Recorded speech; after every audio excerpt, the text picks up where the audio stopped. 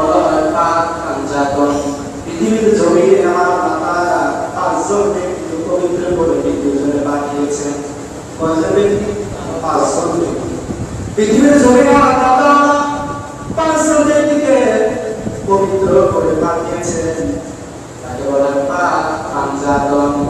আল্লাহ নবীকে শোনাতে তার রহমতুল আলামিন বলেন, এক নম্বরে মুহাম্মদ সাল্লাল্লাহু আলাইহি ওয়াসাল্লাম, দুই নম্বরে আলী রাদিয়াল্লাহু তাআলা আনহু, তিন নম্বরে আম্মা ফাতিমা রাদিয়াল্লাহু তাআলা আনহা, চার নম্বরে হাসান রাদিয়াল্লাহু তাআলা আনহু, পাঁচ নম্বরে হুসাইন রাদিয়াল্লাহু তাআলা আনহু। এই পাঁচজন ব্যক্তিকে আল্লাহ তাআলা পৃথিবীর জমিনে পবিত্র করে পাঠিয়েছেন। সুবহানাল্লাহ।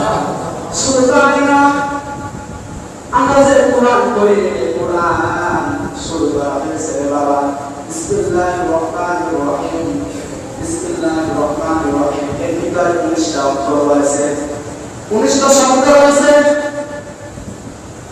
একে বলা হয় পাক পাঞ্জাতন। পাক পাঞ্জাতন ভিতরে 19টা অক্ষর রয়েছে রে বাবা। মুহাম্মদ সাল্লাল্লাহু আলাইহি ওয়াসাল্লাম এর 4টা অক্ষর লাগে, 4টা শব্দ লাগে। আলী দেখতে পাই অক্ষর লাগে বাবা, 3টা অক্ষর লাগে, 3টা অক্ষর লাগে, 4 3 করে 7। এবং ফাতিমা রাদিয়াল্লাহু তাআলা আনহা দেখতে পাই অক্ষর লাগে, 5টা অক্ষর লাগে, 5 আর 7 12। এবং হাসান দেখতে 3টা অক্ষর লাগে, 12 আর 3 12। এবং হুসাইন দেখতে 4টা অক্ষর লাগে, 19টা দিয়ে আমরা নবী শোনা করে দাঁড়ানো রহমাতুল আলামিন বলেন, আল্লাহ আপনি যে 19টা অক্ষর দিয়ে কোরআন শুরু করলেন, পাক পাঞ্জাতন দিয়ে কোরআন শুরু করলেন।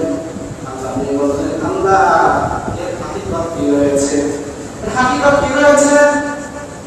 আমার আল্লাহ তাআলা বলেন, হাবিব আপনি জানিয়ে দিন, ঘোষণা করে দিন, আমি আল্লাহ তাআলা পাক পাঞ্জাতন এই পবিত্র দিয়ে আমি আল্লাহ তাআলা এই কোরআন লেখা শুরু করে দিয়েছি। সুবহানাল্লাহ। মানুষ যে কোরআনকে ধারণ করে, কোরআন মানুষ পড়ে, কোরআন যে করে, আল্লাহ নবী শোনাতে তার রহমাতুল আলামিন বলেন, তার জবানটাকে আমার আল্লাহ তাআলা পবিত্র করে দেন। সুবহানাল্লাহ। আর সুবহানাল্লাহ।